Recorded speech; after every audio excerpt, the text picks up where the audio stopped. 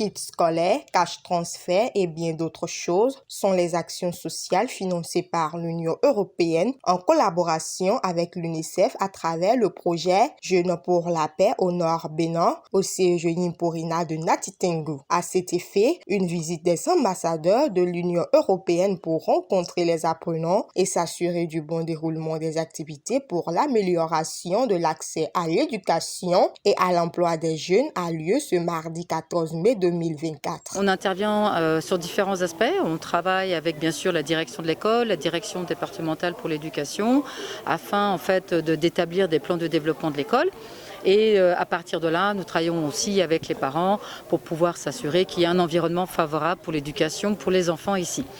Il y a différents types d'activités qui ont fait une autour du gouvernement des enfants pour travailler autour de comment mieux gérer l'école et faire en sorte qu'on puisse adresser ensemble direction, parents et enfants les problématiques au sein de l'école et autour de l'école.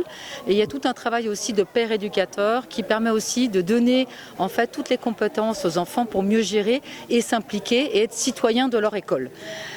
Également dans ce programme, il y a toute une question d'assistance pour maintenir et faciliter et accélérer l'accès à l'école.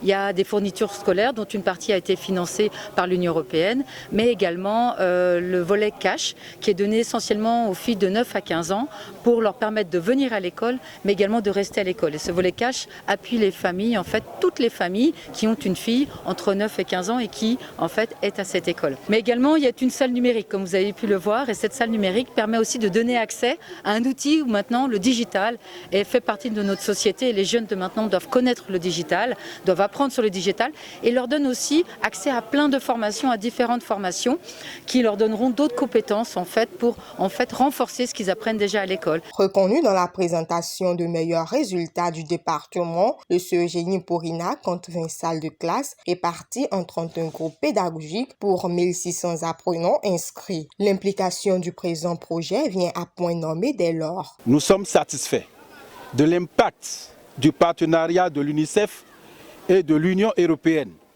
et plus spécifiquement celui du projet ci-dessus cité.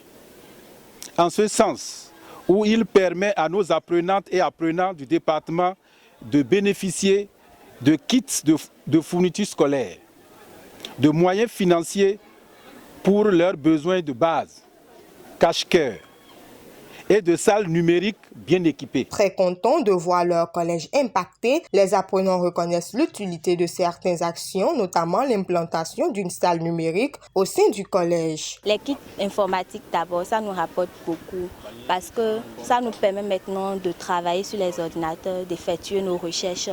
On a parfois des exposés, mais on est obligé d'aller payer dans les cybercafés. Dorénavant, ce problème est réglé. Ça va permettre de booster les élèves parce qu'avec les recherches, on est plus chargé intellectuellement et on avancera. Tant qu'il y a à faire, rien n'est encore fait. Des plaidoiries continuent d'être faites pour pérenniser le maintien des bénéficiaires dans le système éducatif. Cette visite de l'Union européenne est venue tomber au bon moment où vraiment ça permet d'encourager beaucoup plus les enfants à travailler beaucoup plus. Et vraiment, je les ai remerciés pour le fait d'avoir choisi le CEG Yimporina qui a permis de rehausser le nom de ce collège, a permis aussi aux enfants de prendre conscience de ce qu'ils sont venus chercher à l'école pour pouvoir grandir et de se mettre au travail pour de meilleurs résultats. J'ai plaidé au niveau de l'Union européenne pour la poursuite des études des enfants après les collèges, après les examens, après le bac, pour les accompagner jusqu'à l'université. Sinon, à la rentrée universitaire, d'autres n'y vont pas par manque de moyens, par manque d'accompagnement et leur rêve s'éteint. Donc s'ils veulent vraiment qu'ils deviennent des ambassadeurs et ambassadrices de paix, qu'ils les accompagnent jusqu'à l'université pour pouvoir atteindre leurs objectifs et que les enfants puissent réaliser leurs rêves de paix, de bâtisseurs de paix. Après le CEG Yimporina, le centre Okio a également reçu la visite des étrangers, suivi d'un cocktail d'échange avec les jeunes du centre bénéficiaire du projet. La remise d'un certificat d'achèvement des cours sur la plateforme d'apprentissage en ligne Atingi aux apprenants concernés vient par la suite mettre fin aux activités.